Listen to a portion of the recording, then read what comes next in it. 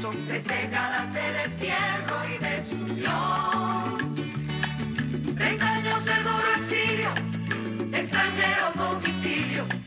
Qué pena de son que canta mi errante generación. Saludos amigos de Cuba y su historia, parte de la programación en español de la WLRN, Canal 17, Televisión Pública. Mi nombre es Alberto Müller y en el día de hoy Cuba y su historia regresa a una serie sobre creencias en Cuba que pasamos hace más de un mes y obviamente vamos a empezar este nuevo ciclo con la parte final de las creencias. Hemos tratado las creencias judías, el protestantismo, el catolicismo, hemos tratado la religión abacuá, la religión que vino de los esclavos en Nigeria, en Cuba. Y bueno, hoy volvemos al catolicismo tratando de hacer la parte final. Obviamente el catolicismo, bueno, es parte de su columna vertebral, que es el cristianismo, y de ahí sale el catolicismo, después sale el protestantismo. Curiosamente, Cuba se dice cristiana, se dice católica. Entre el catolicismo y el protestantismo se calcula que un 50, un 60% de la población todavía cree en el cristianismo después de más de 60 años de autoritarismo, de comunismo, de tratar de enterrar la religión. Nos recuerda un poco eso, lo que pasó en la Unión Soviética, en Rusia, donde después de 70 años de comunismo, más del 90% de la población creía en Dios. Pero bueno, en el día de hoy volvemos al tema de la creencia católica, y para hablar de este tema tenemos a un historiador, un amigo de este programa, y es Antonio Becchili, al cual le damos, como siempre, la más cordial bienvenida. Becchili, ¿cómo está? Muy bien, buen día para ti, todo bien. Yo lo trato a él familiarmente, el doctor Antonio Becchili, de Historia Conoce para Enseñar. Y hoy volvemos al catolicismo, que es curioso que un país de tradición española, como era la colonia, o un catolicismo de tradición española, como tuvimos en Cuba al inicio, desde el descubrimiento de Cristóbal Colón, que ahí llegó la creencia católica a Cuba. Pero es curioso cómo ese catolicismo con el tiempo se ha ido cubanizando. Vamos a tratar hoy el catolicismo del siglo XX.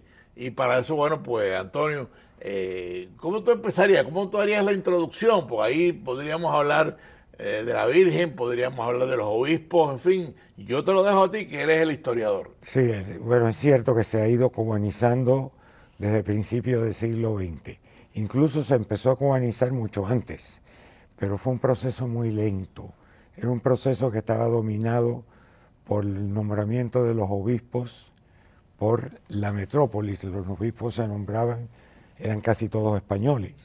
Y el último obispo, que por cierto, frutos español, peninsular, obviamente, pero un gran amigo de Cuba y los cubanos. Fue el que le protestó a Valeriano Weyler por la reconcentración de los campesinos cubanos. Y Weyler obviamente lo echó del Palacio de los Capitanes Generales, literalmente le dijo que se fuera.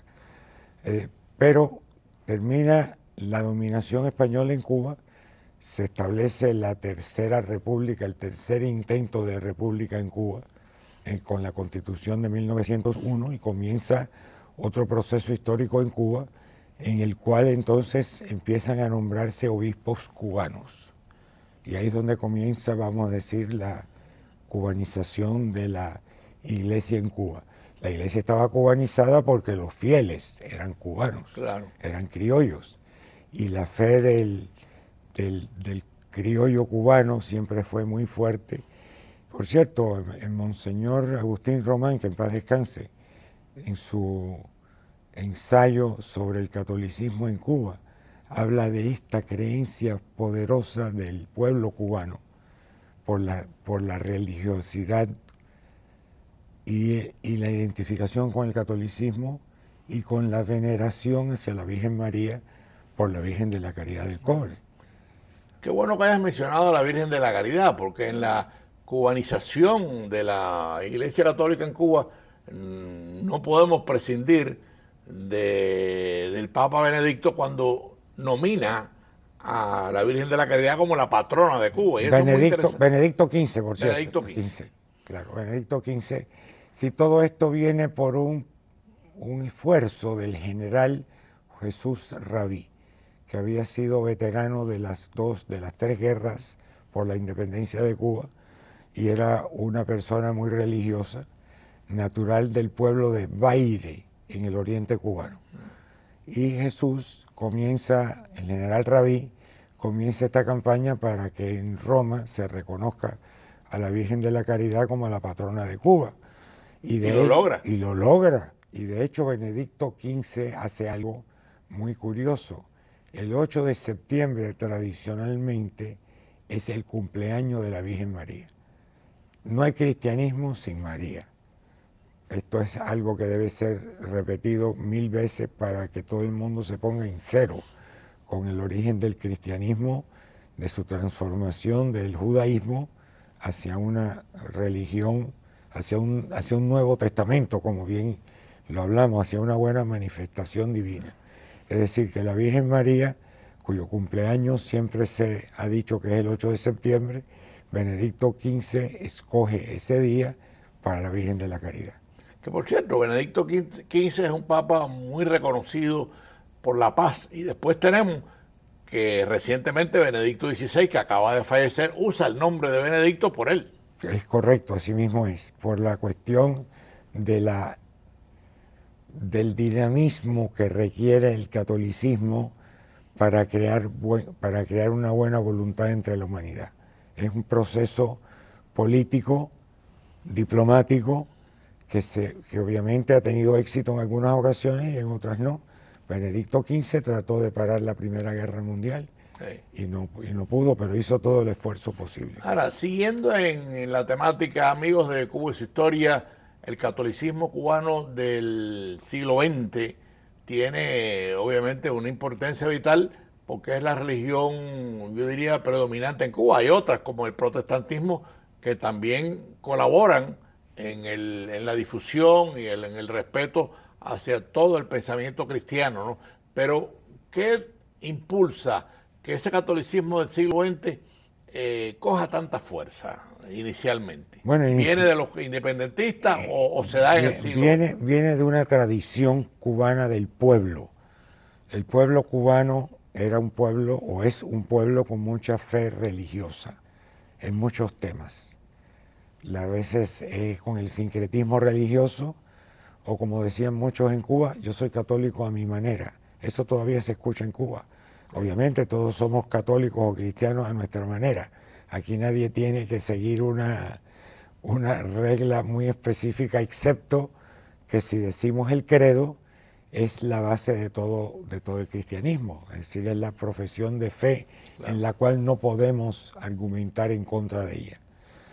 Y eso ha mantenido la religiosidad del pueblo cubano muy viva. Por cierto, se han intentado, no solamente por los marxistas-leninistas, en otros momentos se ha intentado la eliminación de la religiosidad del pueblo. La Revolución Francesa lo intentó la Revolución Mexicana en algunos aspectos. Y la comunista, la rusa. Y obviamente, y la rusa lo intentó, que es la que probablemente más represión causó. Todas han sido fallidas. No se le puede quitar al pueblo su sentido religioso. Eso es imposible. Lo mismo en Rusia que en Cuba que en México. Entonces, ¿qué tenemos? Tenemos un pueblo que tiene una profunda religiosidad, que está incluso a veces en sincretismo religioso. Incluso en el protestantismo se nota la influencia del catolicismo en Cuba y en Hispanoamérica en general. Y esto es sin robarle ninguna de las características muy normales del protestantismo. El caso cubano es muy específico. Después de 60 años de dictadura, todavía una gran parte del pueblo cubano se confiesa cristiana. Y de hecho, hace unos 8 años atrás o 9 años atrás, cuando hubo la peregrinación de la Virgen de la Caridad a través de toda Cuba, el pueblo salió a la calle por donde quiera que pasaba la Virgen. Es decir, que no hubo un recogimiento, sino una manifestación de fe. Y eso es lo que ha mantenido la religiosidad viva en el pueblo cubano. Pero volviendo al tema específico de Cuba, todo esto comienza con el pueblo más que con la jerarquía. Es obvio que la jerarquía, a veces la gente dice la iglesia, y cuando están hablando de la iglesia, o están hablando del físico espacio que ocupa un templo, o hablan de la jerarquía. La iglesia es el pueblo. Y esto es algo que tenemos que recordar siempre. Es el pueblo el que crea, el que hace posible que exista una devoción hacia la estructura teológica del cristianismo. Pero ahí se produce un proceso también simbiótico.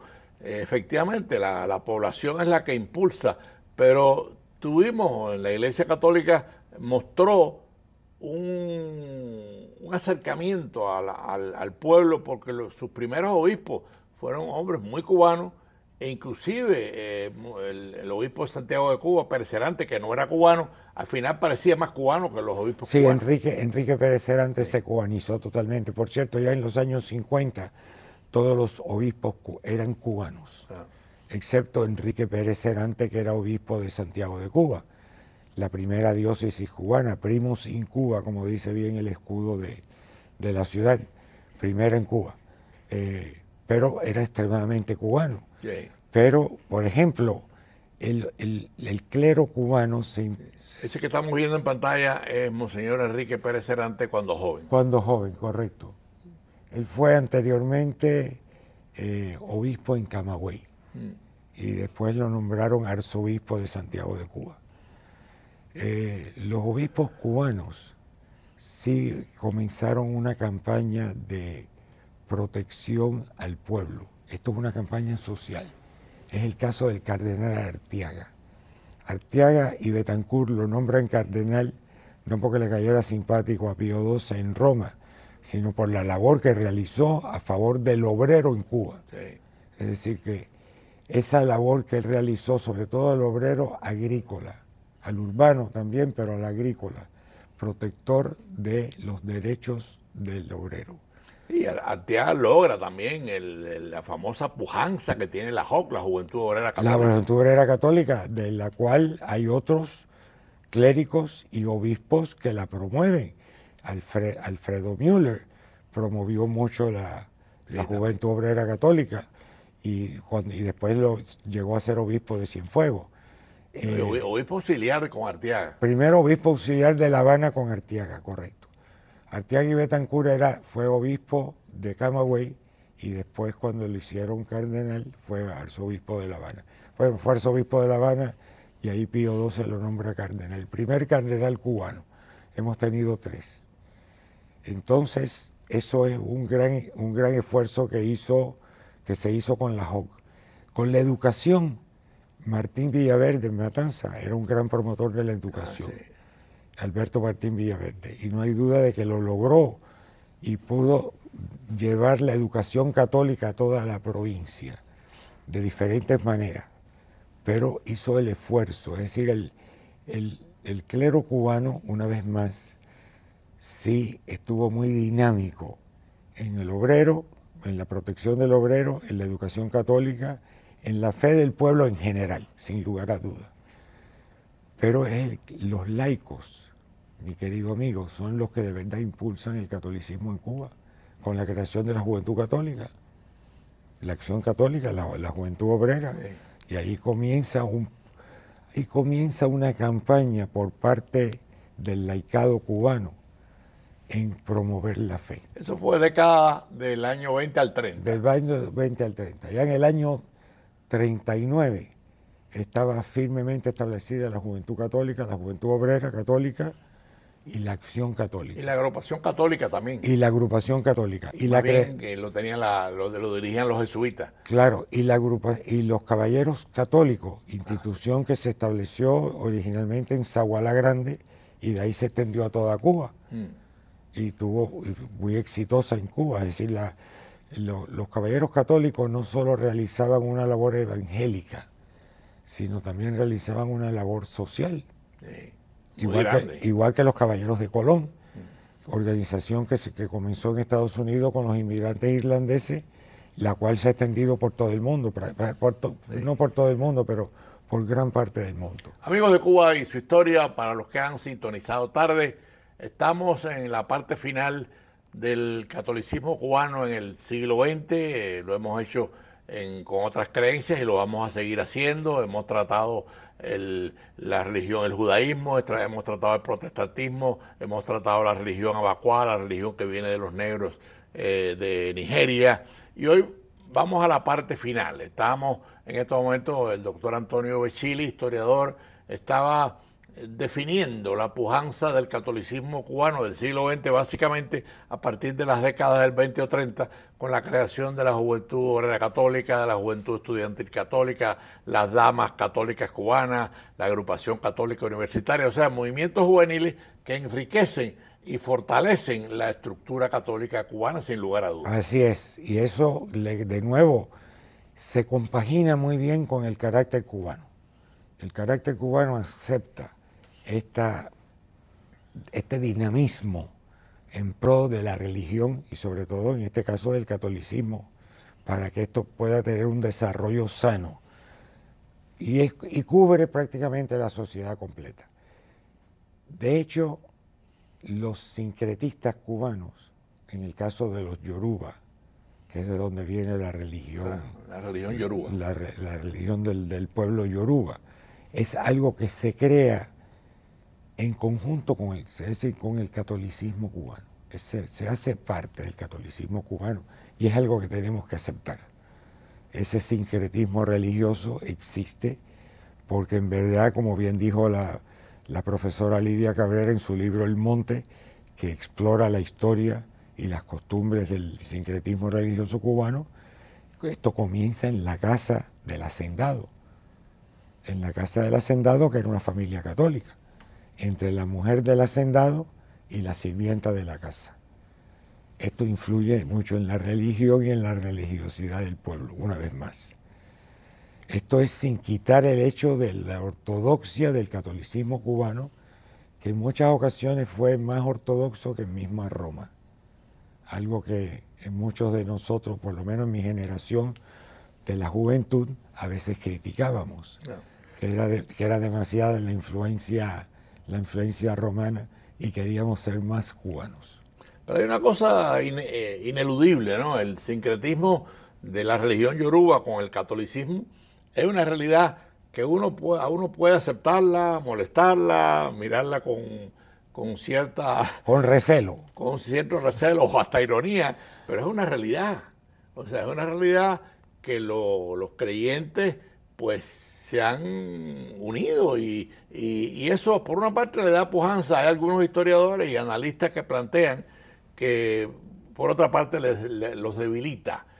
Hay una cosa cierta, yo no quería pasar el tema, llegó el comunismo a Cuba y obviamente el catolicismo, el protestantismo, todas las iglesias cristianas, inclusive la religión yoruba y todas las creencias se vieron afectadas, porque el comunismo intentó aplastarlos a todos. Se vieron perseguidas. Me gustaría un poco hablar de eso. Sí, no, la persecución existió real y la persecución existió de varias maneras. De una manera física, es decir, de tratar de eliminar que la gente asistiera al culto, y de una presión social en los trabajos. Si tenías un trabajo y obviamente tenías que ser miembro del partido del partido gubernamental, pues obviamente la presión era tal que no podías asistir al culto, y no hay duda de que la asistencia religiosa a nivel de la iglesia del culto del domingo mermó muchísimo. Eso no significó que privadamente la gente siguiera siendo católica. Mermó a tal extremo que se convirtió en una minoría. Y de hecho muchas familias hasta se cohibieron de llevar a sus hijos a la pila bautismal. Tengo amigos que llegaron de Cuba en los últimos 20, 30 años que no habían sido bautizados, y cuando llegaron aquí, esa religiosidad se manifestó en ellos, y todos los que conozco bastantes que recibieron el bautismo ya de adultos, ¿Por qué? Porque los padres tenían miedo de lo que estaba pasando con la represión. Podías perder el trabajo, te podía afectar en tu ambiente general, profesional, y eso de verdad definitivamente mermó. Eso ahora en Cuba ha terminado, en los últimos años. Ya eso fue a través de un proceso muy lento, que por cierto empieza con el cardenal Ortega. Sí, yo quería, porque qué bueno que tú lo hayas mencionado, ¿no? Porque una de las partes, o la parte más polémica del catolicismo en Cuba del siglo XX, viene cuando Roma manda a Cuba a Monseñor Saki. Y hay como una especie de negociación o de acuerdo tácito con el gobierno para permitir la entrada a Cuba del sacerdote. Eso fue muy polémico y tuvo cierto efecto. Y ahí entra el cardenal Ortega. Había muerto Arteaga y nombra a Ortega cardenal de Cuba. Sí, Ortega nació en Hawái Grande, provincia de Matanzas. Sí. Había sido el deán de la Catedral de San Carlos de Matanzas. Lo nombraron obispo de Pinar del Río. Hizo una labor muy positiva en Pinar del Río. Y súbitamente lo nombran arzobispo de La Habana. Según los rumores, recuerdo que nadie supuestamente quería el puesto, hablando en términos burocráticos, porque sabían que iba a ser el centro de atracción del gobierno. ¿Y cuál es el papel de Monseñor Saki en todo esto? No, bueno, Saki es anterior, Saki es de los años 60. Sí, Saki, por cierto, Saki, en mi opinión, es una figura un poco rara, a tal extremo que lo han borrado de la iglesia. Si buscas información sobre Saki en los sitios públicos serios, sobre cuestiones católicas, te vas a encontrar que aparece el nombre y más nada. Es decir, Saki es como alguien como que ha sido completamente olvidado. En mi opinión, conociendo lo que me han dicho aquellos que trataron a Saki. Saki era uno de estos clérigos, lo cual estaba de moda en los años 60, que miraba el marxismo-leninismo como inevitable. El mundo entero iba a ser marxista-leninista.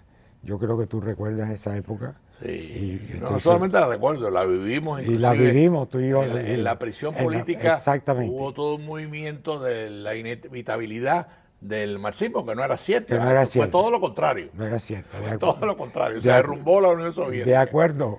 Yo recuerdo que había la teoría sobre de que el marxismo no llegaba a finales del siglo XX. Fue promovida por muchos estrategas. Sí. Y yo me uní a ese grupo en mi juventud, en mi época universitaria, y cuando yo hablaba de que el marxismo no llegaba a finales del siglo XX, me decían que era un iluso, es decir, las críticas eran mordaces. Esa polémica surgió en la prisión política también, algunos dirigentes, bueno, que no vale la pena ahora porque no es el tema, pero adujeron que sí, que no era inevitable, y entonces bueno, eso por supuesto condiciona tu actitud política, que yo creo que fue lo que pasó con Saki en la iglesia. Y fue lo que pasó con Saki. Hubo un condicionamiento y por supuesto al final nos dimos cuenta que esa inevitabilidad no existía, llegó al año 90 y se derrumbó el comunismo en la Unión Soviética. Sí, eso es un tema que tenemos cualquier cantidad de explicaciones más que razonables por qué lo decíamos, que no llegaba a finales del siglo XX, pero eso es otro tema para otro día. Sí, pero bueno, volviendo al Saki, claro. Como estamos volviendo en el caso de Saki, es que Saki,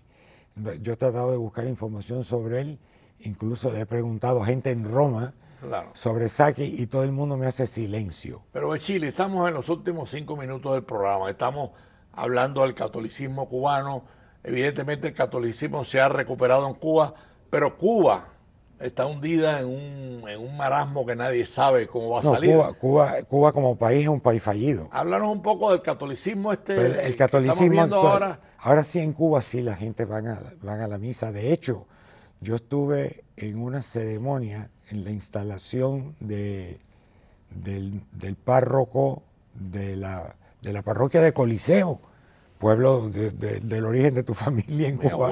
Tu abuelo.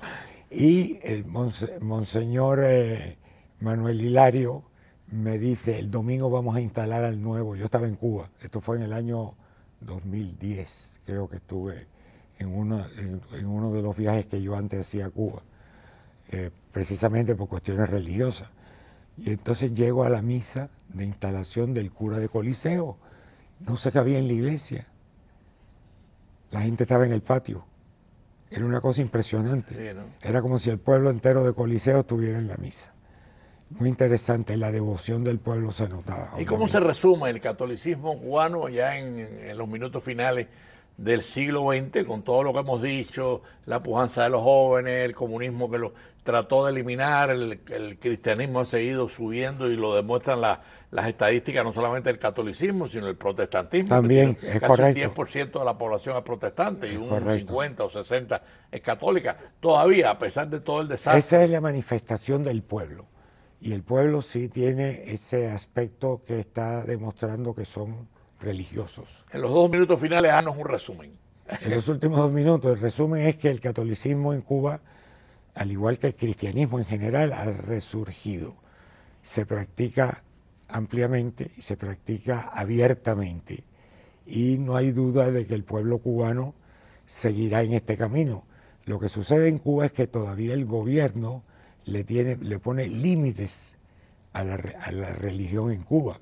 Construir una iglesia en Cuba es imposible. Sí. Eso se está hablando de construir una nueva basílica de la Caridad del Cobre y no veo que avanza. Es decir, se habla pero no se hace. Y eso ocurre en toda Cuba. Segundo, en Cuba no hay educación católica. La educación católica, en ciertos aspectos, los jesuitas la han logrado porque tienen este tipo de, no academias, pero de centros donde los estudiantes pueden ir a repasar ciertas asignaturas. Sí. Entonces eso se ha convertido como una especie de escuela católica. Bueno, amigos de Cuba y su historia, el catolicismo del siglo XX en Cuba, sin lugar a duda, a pesar del comunismo, ha vuelto a resurgir, igual que el protestantismo, igual que otras creencias también. La religión lucumí en estos momentos en Cuba también se ha incrementado, pero el catolicismo cubano ha logrado sobrevivir en una de las etapas más terribles de la historia de Cuba. Me refiero a la etapa totalitaria, atea, comunista, y hoy el catolicismo en Cuba pues tiene futuro, tiene toda una obra apostólica, y ojalá ustedes hayan sido capaces de entender esta etapa tan dura del catolicismo cubano, donde el doctor Becili ha intentado ayudarnos. Tengan todos un domingo feliz y agradecemos al doctor Becili su presencia en Cuba y su historia, y nos vemos el próximo domingo a las 4:30 de la tarde. Son 3 décadas de destierro y desunión, 30 años de duro exilio, extranjero domicilio, qué pena de son que canta mi errante generación.